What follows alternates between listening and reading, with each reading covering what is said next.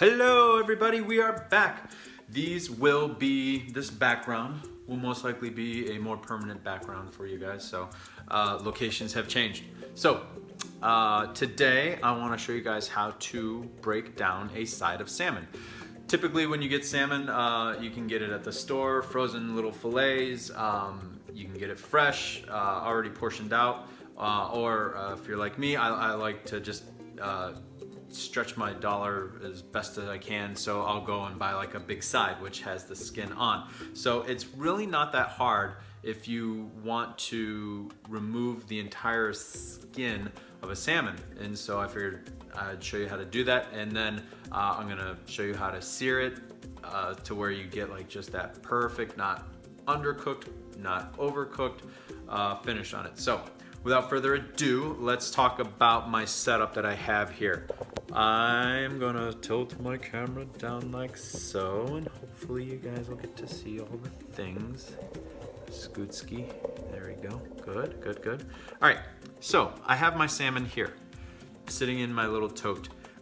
Salmon, it should just always smell fresh, all right, and just smell like sea. It shouldn't have that odor, okay? So know that. I just have a basic knife here that I'm gonna use to remove the skin, and I wanna talk about what I have going on here. Salmon, this side of salmon is gonna be actually bigger than my sheet tray, but what's okay, the reason that I'm doing this is where I'm gonna remove the skin, and then this is where I'm actually gonna process and make my fillet portions. Now, what you see underneath here is just basic, nice, thick shelf liner padding. I love this stuff because you can wash it, you can throw it in the dishwasher, you can throw it in the laundry, but it's a great way. I actually do throw it in the dishwasher to sanitize it, but it's just a great way to keep your things from sticking or moving. That's that shelf liner padding. And there's my cutting board, it's not moving at all. So what I like to do is I have a couple pieces of paper towel ready, and that you'll see when that comes in handy for when I actually go to remove the skin. So I'm gonna take my salmon side here and lay it down on my sheet tray here, my tray here. And there's gonna be like, I'm gonna split the difference. I'm gonna make this first cut on the cutting board because you should never have a knife run across like a piece of countertop, or in this instance, a baking sheet. So that's kind of why they're so close together. So this is where I make pretty much my first portion. My first portion is going to be the back part of this salmon. And all I'm gonna do is I'm gonna take my knife and run it down, but I'm not gonna go very hard. I'm just going to get it to where I feel resistance, and that's the skin. And then what I'm going to do is I'm going to bring my hand back this way, and I'm just going to go the opposite direction and do my best to not cut through the skin, but just using my knife, run it across, because this is the section that I want to use to grab the rest of this. So as you can see, now I have something to grab onto, and I'm gonna run my finger across here. Ah, there it is. Sometimes they'll fold the belly underneath the salmon, and you wanna make sure that that's exposed. Now, all I'm gonna do for the rest of the salmon is I'm gonna move this up a little bit,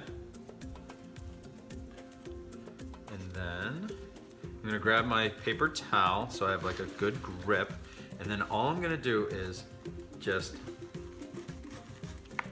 see what I'm doing there? I'm keeping my knife at about maybe a 20-degree angle, and I'm not necessarily pushing at all. I'm just holding my knife steady, and I'm letting this, I'm kind of keeping a firm press on, oh, got a little more belly fat that showed up. Let me grab that there. There we go. So I'm just pulling the skin along, and as my knife is pressed on top of the sheet tray, which is, you know, obviously reversed, I create like this little wedge, and then I'm just sliding my skin across, and like that, I have removed the entire piece of salmon skin without or very, very, very little without wasting the fresh, good salmon. So I'll give you guys a shot of what the other side looks like. See how nice and clean that turned out? Beautiful. So now you're maximizing the use of your salmon. You can leave the skin on. I am just not someone that likes to do that simply because I don't like getting scales and dealing with all that stuff, because even though the salmon comes clean, that's air quotes there, it doesn't necessarily mean that it's like the best. So here's what we're gonna do. So now I've moved my salmon. I'm gonna move this out of the way for you guys so I can get a better shot here. Onto my cutting board. Now this is my protein only cutting board. This is the cutting board that I use to prep chicken, salmon, beef, all my raw protein. And then I have a cutting board that's designated just for vegetables, just because I'm like that. So there's nothing wrong with having the same cutting board for everything. However, it just is nice when you kind of are able to designate, raw from cooked and all that good stuff. So you have this belly skin here, all right? So this is the nice, thick, delicious part, and then this is like little belly skin. Now, you can do one of two things. If you are going to maybe make, some salmon burgers and stuff like that, like salmon burgers or just a little bit, you can cut this off. I said a little bit like that means something. So what I'm trying to say is you can cut this off and use it in other things. Whether you're making like a breakfast hash with potatoes, or you're making, salmon, I don't know, anything with salmon. Salmon burgers, that's the word I was trying to use, is salmon burgers. You can do that. In the restaurant, that's probably what you do. But again, there's nothing to say that you're gonna be making salmon burgers anytime soon, so it's okay to leave it on. So what I like to do though, is I kinda like to figure out where my portions are. I am going for about, I'm gonna say a 6 to 8 ounce portion. So that's gonna be pretty big.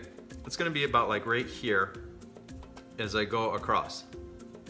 So I'm kinda like just seeing where things lie and taking a look there. And I also like to think about, okay, who's eating this? How many portions am I trying to get? How many meals am I trying to get out of this salmon? So if I sit there and say, okay, I want to get at least 2 meals out of here, I can just at least go like this and cut it in half, and knowing that for Sam and myself, boom, boom. Or I can kind of say, well, maybe I can get 6 portions out of here, knowing that my daughter likes salmon. So that's kind of what I'm gonna do, but I'm gonna kind of squish it a little bit so I can maximize my cutting board space, as well as get an idea of the thickness of that salmon, because as it tapers off, it gets thinner, and you want to try and have your pieces when you're going to cook as even as possible. So all right, so I'm gonna go for probably 6 pieces here. So more or less, I'm just gonna cut it right down here, and I'm just gonna do 1 cut down and then bring it straight back. That's it. So commit to your cut, because you don't want to be sawing back and forth and dealing with all that. So I'm just gonna divide these into thirds, like so, like so. And as I look at this, this is probably a 6 to 7 ounce piece of salmon right there. And then I'm gonna do the same over here, and then 1 more here-ish, because this does taper off, and so it's a little thinner. And so there you go. You got 6 pieces of salmon plus your first piece, your tail here, but that's what I'll cook off for like Leah and Lige. It's thin, it'll cook quick, and it's for them, when I'm cooking, I really like to have give them like a thicker or thinner piece that's like more well done, just because their stomachs haven't fully developed yet, and I want to be safe with them. So all right, so that is cooking with salmon part 1. When we come back, I'm going to be cooking it and making a couple side dishes for our dinner, and I'll see you then. Thanks. All right, we are back. I got some side dishes ready to go here. I got some roasted veggies. Lige is very excited, if you couldn't tell. I got some cooked lentils, which I just followed package directions, added a little bit of chicken stock stock salt and pepper. I'm gonna throw these bad boys back in there to finish. And I got my pan hot. The pan is about at a medium to medium high heat. And there's our salmon. The salmon didn't need to be refrigerated from when I cut it. It's only been about a half hour since I did that. And that's okay. It's okay to cook your proteins at room temp. So I'm gonna start, I season both sides. It's just salt, pepper, and a little bit of, this is actually a roasted garlic grapeseed oil that I found in the cupboard. When it comes to what oils to cook with, there's terminology that you may or may not have heard before called smoke point. And that's basically at the temperature in which an oil that you're working with actually will smoke at a certain temperature. So as much as we all love olive oil, that actually has one of the lowest smoke points out there. And I believe that's somewhere around the 325 degree mark, where something like a grapeseed oil, in this case, has a higher smoke point. And that is, I believe, somewhere around the 390 degree mark. So I'll verify that though, for sure. At any rate, face down, which is showing the skin that we took off, up. So face down, got it on that medium to medium high heat. And I'm just letting it sit there. Sometimes people get too nervous. This is a cast iron skillet. Sometimes people get too nervous to let their meat just sit and keep cooking. You don't need to move it around. You don't need to do anything with it. Just let it sit there and cook, and be patient and know that it's going to develop a beautiful golden brown color, and it's going to almost create like skin, for lack of better terms. And so the reason that you want to cook on medium high heat is you don't necessarily want your salmon to be well done per se. You want it to be cooked, but you want it to the point where it's just flake, because you can definitely, like anything, overcook it, and you don't want your salmon to be dry. So as I'm looking at this salmon here, I'm looking at Leah's piece, and see how that just comes right off? Perfect. Ah, nice color. Beautiful. Now you can take your spatula and kind of check and peek. I'm going to give it a little bit longer. And just like if you had a chance to watch the chicken video, your protein still needs to rest. Just like we did with our chicken. We let that rest for a good 5 to 10 minutes. That was in a covered grill. We're gonna let this salmon rest too while I'm getting the dishes around. So, or the sides around, I should say. So this is cooking, it's looking good. You can see how the salmon starts to cook up the side right there. And I'm gonna check this piece because I feel like it's gonna be ready. And I got a pair of tongs here to help me. I'm just gonna flip it like so. All right. And you can see on the other side there, it's pretty pink. So this has got a little bit more time, but that's all right. I'm gonna flip this guy, believe it's ready. And you can either just go spatula only, or you can use a pair of tongs. I prefer like double method, it really helps. And that's that. So as this cooks, I'm gonna add a little bit of fun here.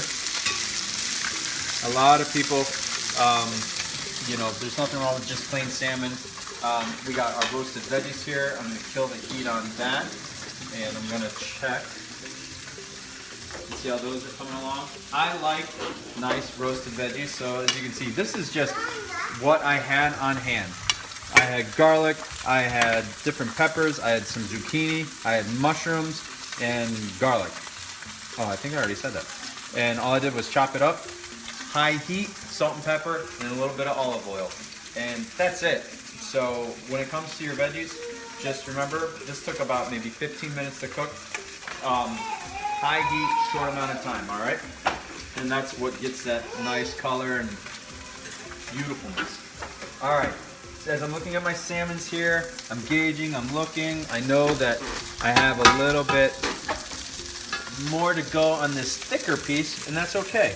So what I'm gonna do is, I'm just gonna go ahead and pull Leah's. I'm actually gonna give hers a little bit more cook on the other side there. But I'm gonna feel this piece It's okay. I'm gonna feel this piece and see if we're flaking just yet. Not quite. That's all right. And if I really wanted to, it sure is. Leah just brought a picture book over, and it was a picture of her and I on the cover, and she was just asking, making sure that it was her and I, and it was. So anyway, back to the salmon. Another option that I could have done if I wanted to was I could have just taken this and thrown it right in the hot oven to finish, and that would almost give it like a little bit of a bake, but not necessary, no big deal. I'm gonna grab one more plate so we can start pulling our salmon and letting it rest. This is Leah and Elijah's piece. Elijah has a donut right now. Oh. It's a Show them. Alright.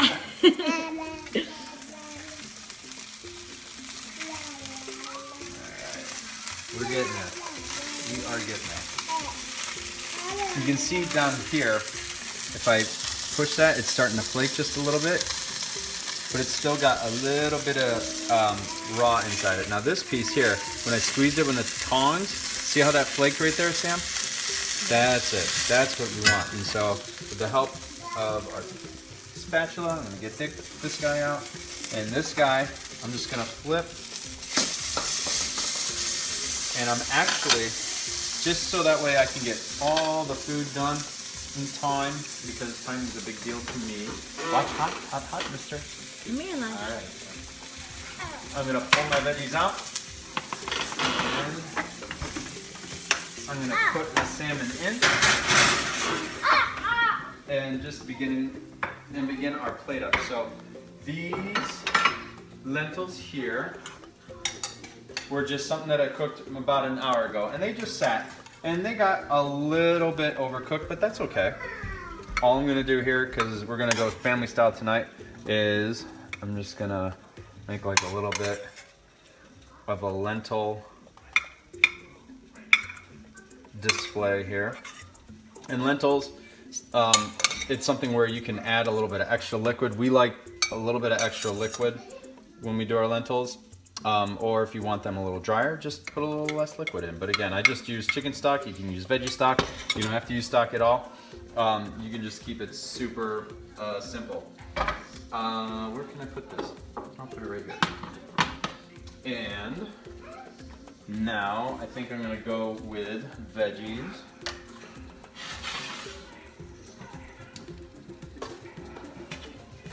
There goes right here.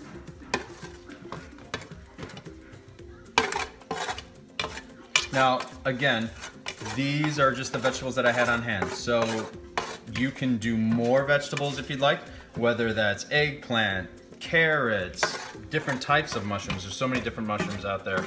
You can season them more if you'd like to, whether you like some kind of chili spice or a little bit of cilantro. Fresh herbs are fine. You really can't go wrong with vegetables, and they're just so good for you and so rewarding. From a flavor standpoint. Ouchie, that's hot, mister. Excuse me, thank you. Thank you. All right, so now I'm gonna watch our son as I open this door. And this salmon is definitely done now, beautiful. I'm gonna plop that bad boy right there.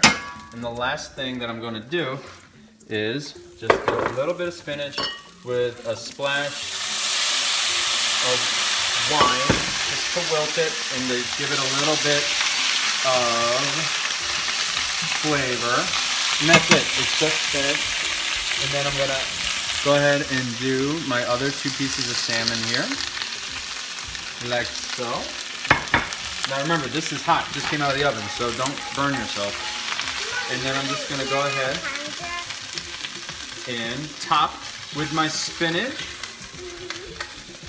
And like that, you have a very simple, delicious menu. Lentils, fresh vegetables, a little bit of spinach on top for color. And you guys hopefully will be able to try and cook some salmon on your own.